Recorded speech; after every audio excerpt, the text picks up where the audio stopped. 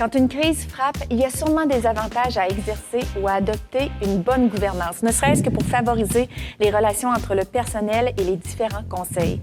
Aujourd'hui, on rencontre les finalistes de la catégorie Saine Gouvernance.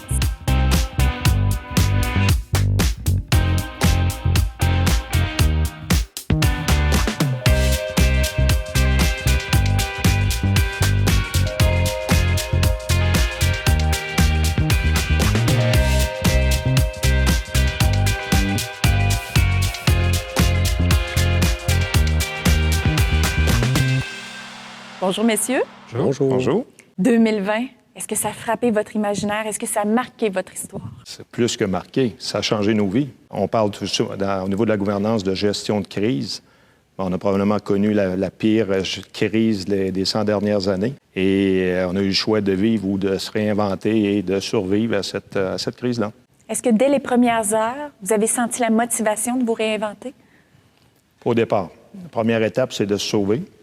La deuxième étape, c'est de se réimaginer puis de voir comment on peut continuer de se pérenniser dans cette tourmente-là qui n'avait aucun référentiel. Nordostello, c'est une entreprise, c'est une firme d'ingénierie conseil de plus de 700 personnes qui a son siège social à Québec. Et cette entreprise qui a changé de nom à travers les dernières années a vécu 7 ans d'enfer, 7 ans de crise. Et on se rend compte que la ligne entre le succès et l'échec, elle est très, très mince. Donc, la gouvernance, la saine gouvernance, ça a été la première pierre qu'on a remis pour rebâtir et réinventer totalement cette entreprise. Et pourquoi qu'on se présente? Bien, c'est de dire que c'est possible, malgré les difficultés. Et la façon de le faire, c'est collectivement, c'est des humains.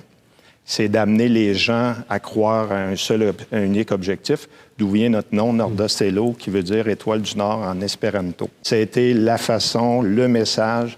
On s'en va dans cette direction de faire croire que les gens y croient, qu'ils adhèrent, puis que tout est possible dans la vie. Donc, c'est la raison pourquoi on a déposé notre candidature. Il y a eu beaucoup de changements avant la COVID, dans le cas d'Entrepreneuriat Laval. Et en fait, il y a trois types de gouvernance qu'Entrepreneuriat Laval a eu à s'adapter. D'abord, et à influencer. D'abord, il y a celle de l'université en tant que telle. On parle de 45 000 étudiants, 10 000 employés, professeurs et autres. Et il se fait de l'entrepreneuriat à travers tout ce grand nombre de personnes-là. Alors, donc, il y a une gouvernance qui a fallu qu'il soit mise pour l'ensemble de l'organisation de l'université en entrepreneuriat. Est arrivé, après ça, Entrepreneuriat Laval, quand j'ai été arrivé, c'est qu'il a fallu faire des changements et s'adapter à un nouveau plan stratégique. Donc, avec l'implication, c'est du bénévolat pour les membres du conseil. Alors, donc, être attractif, mais tout ça, toujours pour le but, c'est pour les étudiants qui vont être des entrepreneurs, nos clients entrepreneurs, pour obtenir, en tout cas, les accompagner pour qu'ils créent de la valeur dans l'organisation. Et troisième partie de gouvernance, bien, on s'assure que notre gouvernance est collaborative avec les autres incubateurs qu'il y a dans la grande région de Québec, puisqu'on est, dans le fond, nous, on est la tête de pont pour nourrir plusieurs autres incubateurs qui existent dans la région. Alors, donc, on a 3 types de gouvernance, c'est l'université, celle de elle et celle de collaborative avec la région.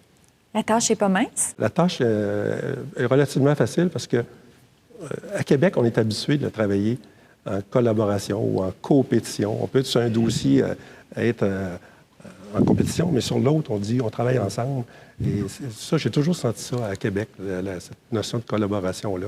Et donc, c'est plus facile à ce moment-là. Nous, toute la transition vers la nouvelle gouvernance qu'on a présentement, on a amorcé ça en 2014.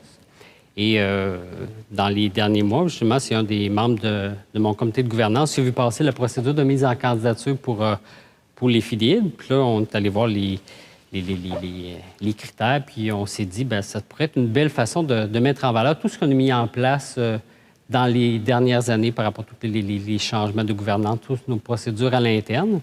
Puis, on le passe à travers le processus de mise en candidature. Puis je vous dirais que quand j'ai envoyé le courriel à mes administrateurs pour leur mentionner qu'on était finaliste au FIDID, j'aurais pu leur dire qu'on avait signé pour un partenariat pour 100 000 $ avec un partenaire pour 3 ans, puis ça aurait été le même niveau de satisfaction. Donc, c'était comme une forme de remercier tous les administrateurs qui ont participé à toute cette transition vers cette gouvernance-là. Donc, c'était un élément de fierté pour la gouvernance. Ouais.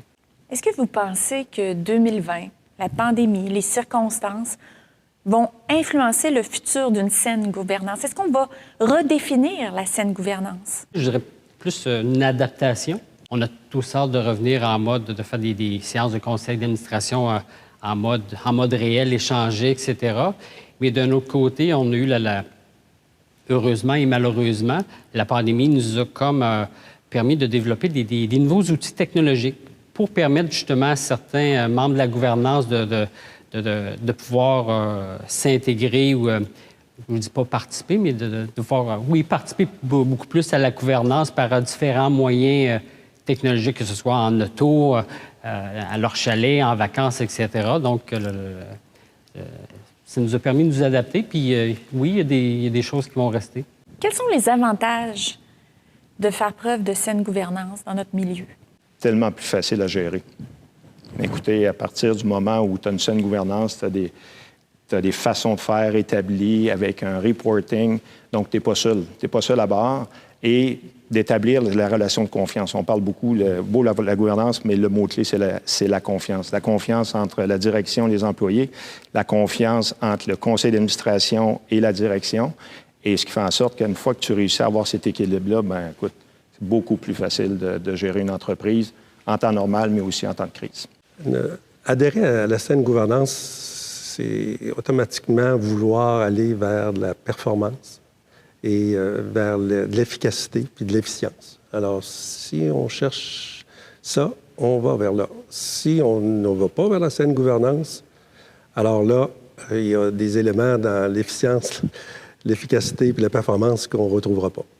Est-ce qu'il y a des moyens plus faciles que d'autres pour l'intégrer dans notre milieu? Ça prend des leaders, ça prend des gens qui sont prêts à laisser de la place et d'avoir cette complicité, complémentarité. C'est, pour moi, la clé, elle est là pour l'avoir vécu, parce que tu adresses les enjeux, tu as des gens d'expérience qui viennent de l'extérieur, et d'avoir des administrateurs indépendants, pour moi, c'est une condition sine qua non, parce que si tu n'as pas ces gens-là, tu es trop pris dans ton organisation.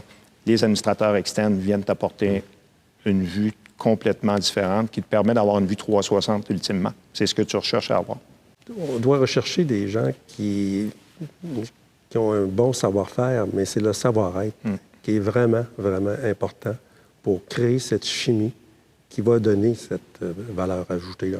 Est-ce que 2020 vous aura servi, vous aura été utile pour l'avenir? Il faut le dire, oui, parce que ça a eu des impacts, oui, sur la gouvernance, notre mode de fonctionnement. Je dirais même que écologiquement, ça a eu un impact positif parce qu'on n'a presque rien imprimé cette année. Si on peut amener un élément positif de la pandémie, bien, c'est peut-être au niveau écologique, là, on a peut-être sauvé quelques forêts. Tous les paradigmes vont tomber. Donc, tout était possible, comme tout était impossible au départ. Qui aurait pensé, nous, on est 700 personnes. En une semaine, on a mis tout le monde au travail et à la maison. Aujourd'hui, on a présenté la semaine passée une approche de travail hybride où on va obliger les gens à venir une journée au bureau. On aurait dit ça il y a 18 mois, c'était impossible. Et ça fonctionne très bien. Et ça fait maintenant partie de notre réalité. Ce qui était auparavant des rumeurs, c'était des choses qui s'en venaient, mais on ne sentait pas cet engouement collectif et cette obligation collective qui aujourd'hui, maintenant, est là. Messieurs, parce que la saine gouvernance, c'est toute une bébite qui mérite d'être découverte, parce que ça demande la collaboration, eh bien, je vous remercie de votre partage aujourd'hui, de votre présence. Merci de faire la différence. Félicitations. Merci. Merci à vous. Merci pour tes bonnes questions. Ben oui. Bien. Vous allez encore y penser à ça?